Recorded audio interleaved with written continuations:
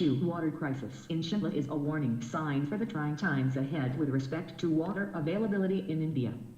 Examine the challenges and discuss a role that traditional water storage systems can play in averting this crisis. 250 words background. India has long undervalued one of its most precious resources, water. The country's chronic mismanagement of water is staring at it now.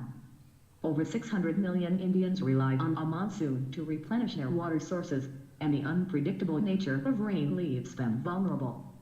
Water crisis in Shimla. Over the past 3 summers, water availability had plunged to 29 or 30 million liters per day (MLD). This year, the supply was only about 20 MLD. Reasons for water crisis can be the combination of population explosion, unplanned growth of the city and its expansion to some traditional catchment areas, a region from which rainfall flows into a river, lake, or reservoir have led to a reduction in the natural flow of water, and large-scale deforestation. Climate change, leading to much lower precipitation during the winter months. As a result, the natural flow and recharge of water in the region has fallen sharply. The water demand in Shimla during peak tourist season is very high. Challenges with respect to water availability in India. Many Indian cities, including Delhi and Bangalore, face a water crisis, especially that of fresh water. The World Bank study puts the plight of the country in perspective. 163 million Indians lack access to safe drinking water. 210 million Indians lack access to improved sanitation. 21% of communicable diseases are linked to unsafe water. There is no attempt at the central or state levels to manage water quantity and quality. A lack of implementation of existing laws and regulations, pervasive corruption, poor adoption rates of technologies such as desalination plants, no charges on water usage, and huge distribution losses. Deforestation of catchment areas and pollution of water bodies, export of water-intensive crops, excessive dependence on groundwater. There is also a lack of interest in maintaining India's traditional water harvesting structures. Increase in population, reduced rainfall, encroachment of water bodies, poor handling of industrial wastewater, exploitation of natural resources, change in food consumption pattern, etc. have all come together to deplete the amount of water available. Indian utilities compound the problem by callously losing an estimated 60% of the water produced. India's rivers are drying and are symptomatic of the dire state of the water crisis. Traditional water storage systems. Ancient Indians understood the art of water governance. Most of India's traditional water management has been at the community level, relying upon diverse, imaginative and effective methods for harvesting, storing, and managing rainfall, runoff and stream flow. Role in averting water crisis.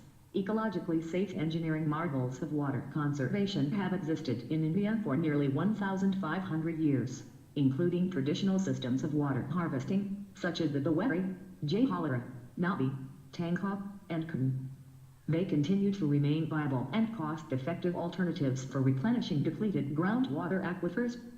With government support, they could be revived, upgraded and productively combined with modern rainwater-saving techniques such as panic cuts, percolation tanks,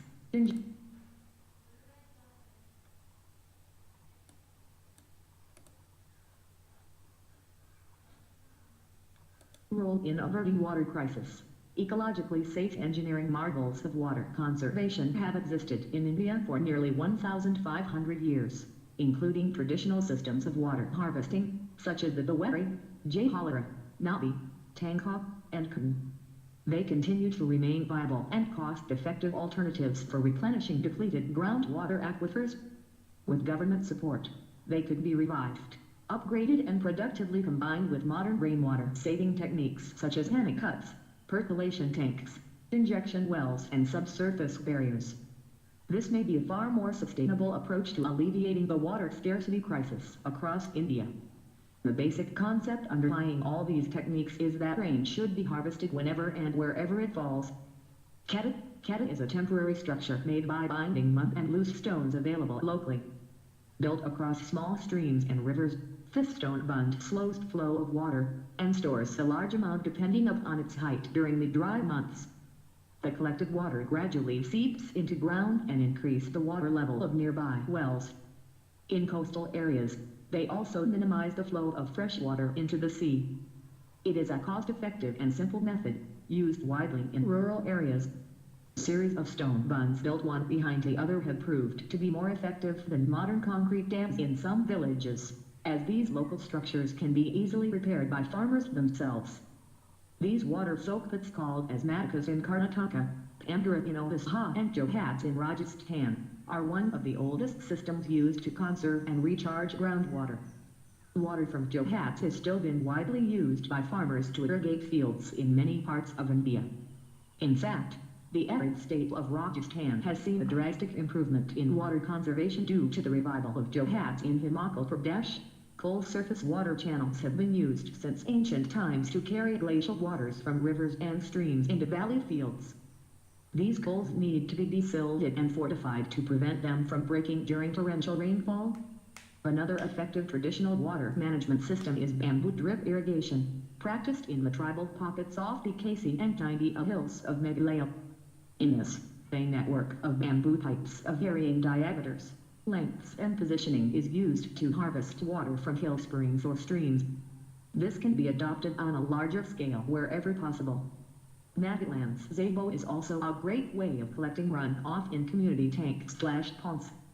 Rainwater that falls on forested hilltops is held by channels that deposit it in pond-like structures created on the terraced hillsides.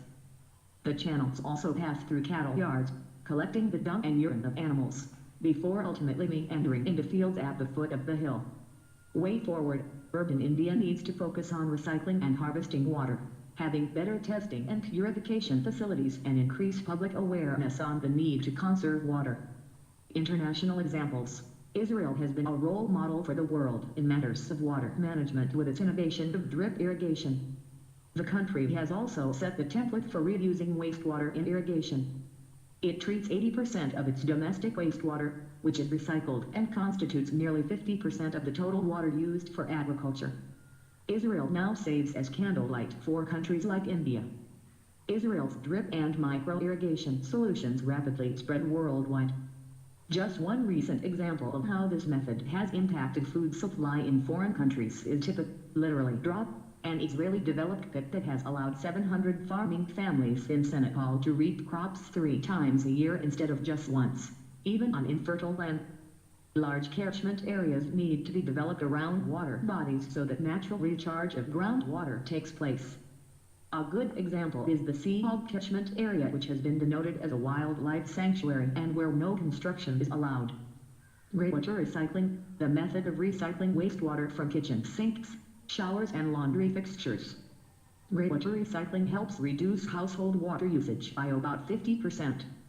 This year's World Water Development Report makes it clear that nature-based solutions, which are also aligned with the principles and aims of the 2030 Agenda for Sustainable Development, can offer answers to our most pressing water-related challenges.